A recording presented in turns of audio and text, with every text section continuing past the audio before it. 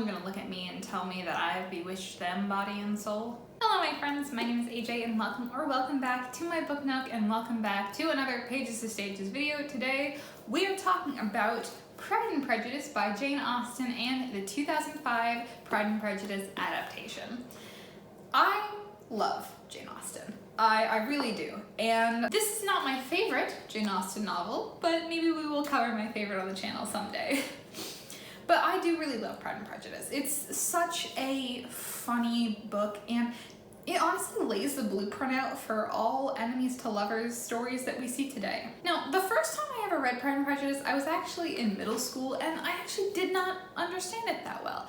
And rereading it now, I was like, yeah, I understand why I like it so much, and I also understand why I didn't understand it when I was a kid. I also watched the movie for the first time, and I absolutely loved it. I did not expect to like it as much as I did, and I honestly can't believe that I haven't seen it previously. So get ready for a lot of ranting about that. But today, obviously, if you've never seen a Pages to Stages video, how these work is I'm going to talk a little bit about what is the same from the novel to the movie, which will also act as a bit of a summary of everything that happens in the book. And then I'm going to talk about the things that they changed, whether I liked them or I didn't. And then I also do just want to talk a little bit about some honorable mention stuff about the film that I loved. But obviously this is going to have full spoilers for both the book and the film, so if you don't want that, then I guess go watch it and then come back. Don't just not watch this video. You should watch this video, just maybe watch the movie first. So let's start with what is the same. So the story focuses on the Bennet family with their 5 daughters, Jane, Elizabeth, Mary, Kitty, and Lydia. Now, Mrs. Bennet is devoted to trying to find her daughter's husbands, as when her husband dies, the money will not be going to the girls, but instead to a relative. They're in luck because recently in the neighborhood, a new wealthy man by the name of Mr. Bingley has moved in, and they are all excited to meet him and hopefully have him become engaged to one of their daughters.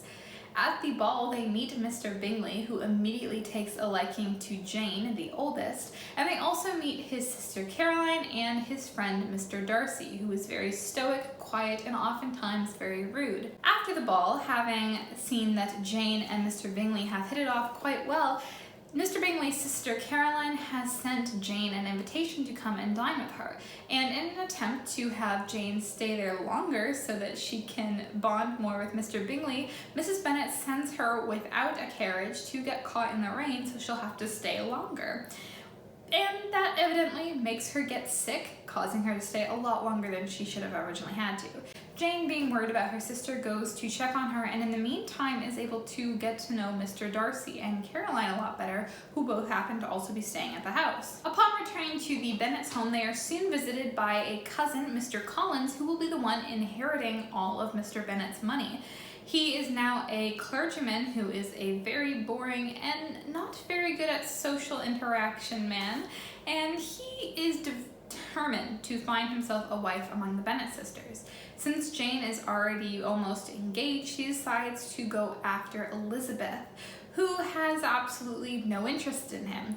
In fact, when he proposes to her, she turns him down, and he ends up instead marrying her friend Charlotte Lucas. However, Elizabeth's marriage prospects are not completely empty, as the militia of officers is recently staying in the town, and she becomes friends and enamored by the charming Mr. Wickham, who also happens to have a background with Mr. Darcy, claiming that he had betrayed him out of money that his father had promised him, causing him to become a penniless soldier. Though Elizabeth's options for marriage continue to exist, Jane's start to fall through as Mr. Bingley sends a letter that he will be moving back to London and is not sure when he will return, if ever. Now, determined to prove to Jane that Mr. Bingley does in fact love her, and this is in fact a scheme that his sister has plotted to keep the two of them apart, Elizabeth sends Jane to go stay with her aunt and uncle in London, saying that Mr. Bingley will call on her. During this time, Elizabeth goes to stay with her friend Charlotte and her husband Mr. Collins for a while, meeting his patronage, the Lady Catherine de Bow. While she's there, she happens to meet once again Mr. Darcy and his friend Colonel Fitzwilliam, as Mr. Darcy is the lady's nephew.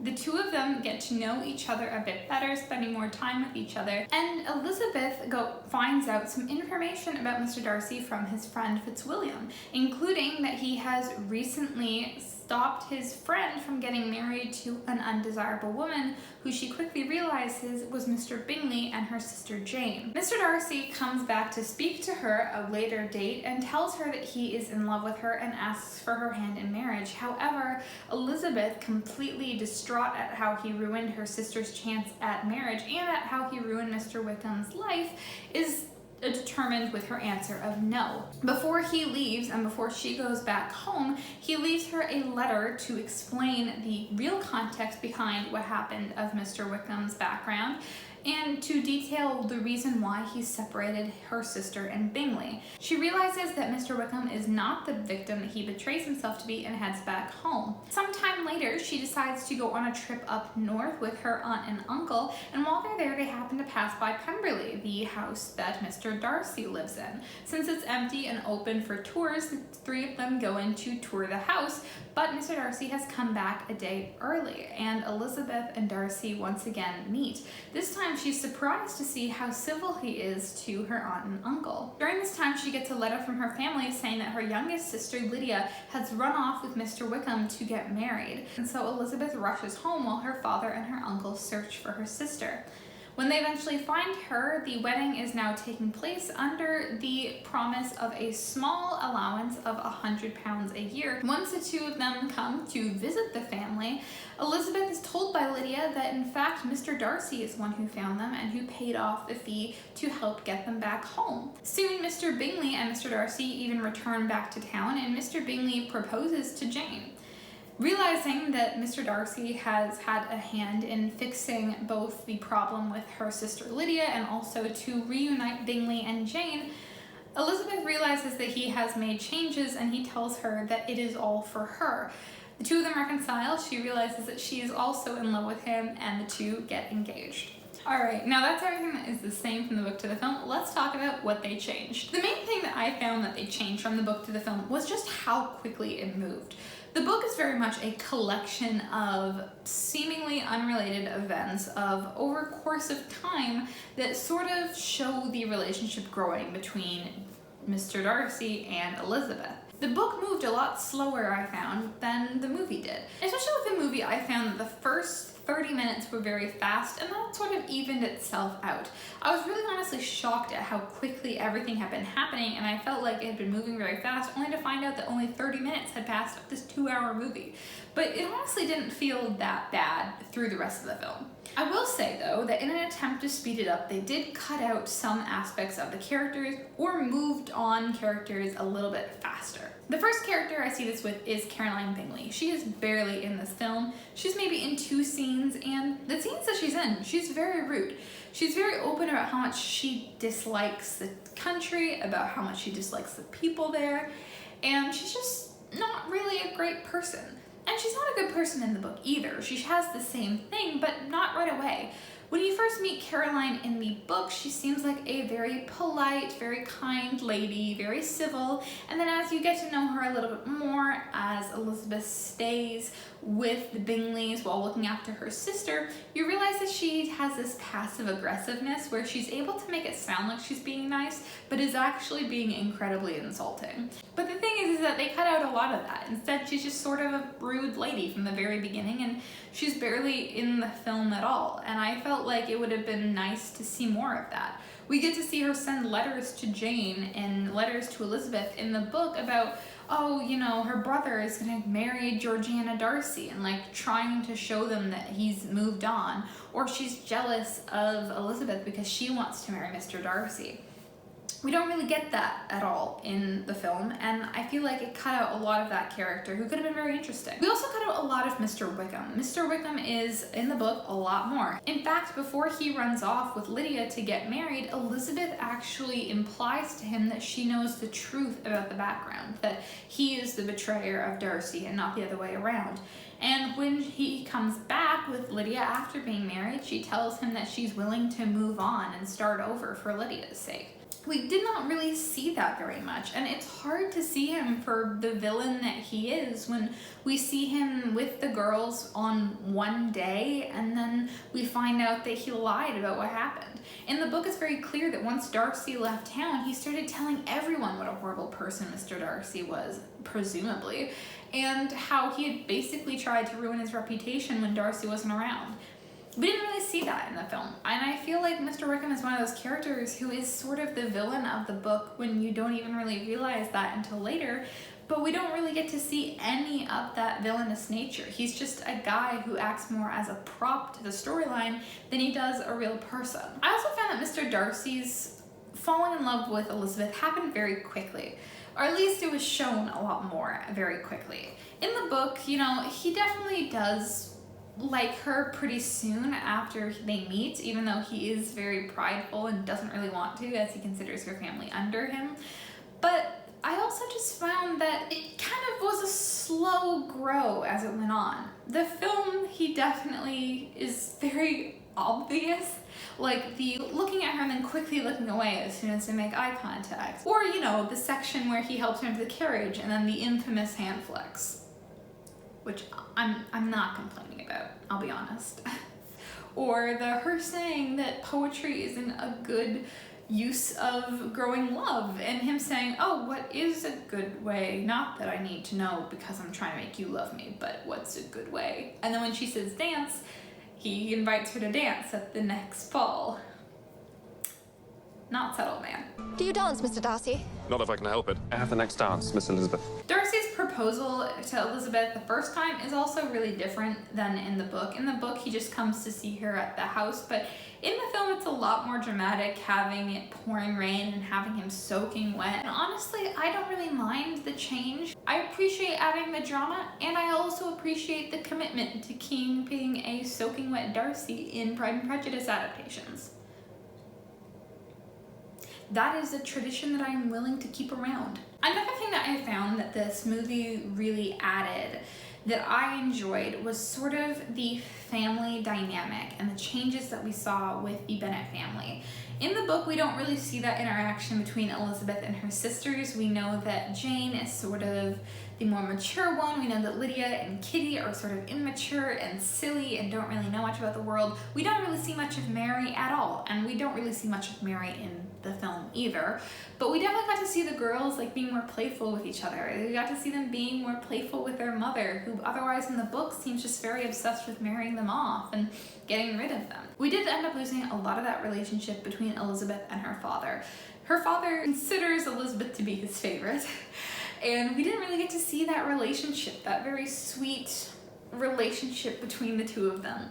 I will say though that the added conversation at the end where she's telling him the truth about Mr. Wickham, as well as everything that Mr. Darcy has done for them and how much she loves him, is such a sweet conversation. And I really do think that that showcased their relationship amazingly, and I thought it was so adorable. I just wish we could have seen more of that throughout the film. The other change about the family has to be the focus on money. In the book, it's that they have less money than everyone else. That's the reason they can't go off with Bingley and Darcy, is that they're more wealthy than them. That's not really the focus. The big focus on why they are a problem is because their family is kind of not very proper when they go out in public. Their younger sisters being very silly, and Jane and Elizabeth being the only mature ones, even their mother being silly, even their father being not very proper at times. And the focus on that was shifted, and to my understanding of that is that the reason is that the Bennets aren't poor. Let's make that very clear. The Bennets are not a poor family. They have a big house in the country. They have money.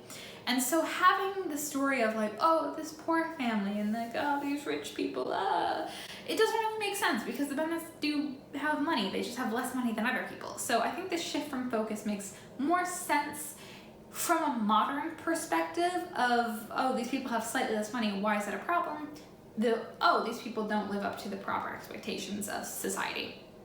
I think that makes more sense, and I think it's okay. Now, I do just want to talk about a few things that I loved about this movie. The cinematography was absolutely gorgeous. There were so many beautiful shots. There were so many gorgeous compositions. The color palette was this beautiful, earthy, muted tones that I think just really tied the whole thing together and really just made it gorgeous.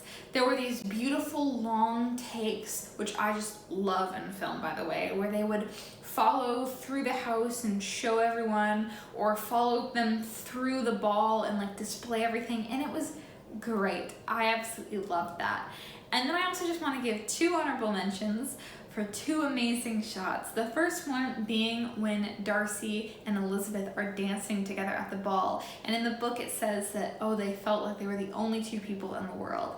And in the film what ends up happening is that they have them dancing, and then suddenly there's this shift where no one else is there. There's a sudden transition where they're in the room by themselves, and I thought that was a genius integration of showing that feeling, and I loved it. It was so unique. I loved seeing it.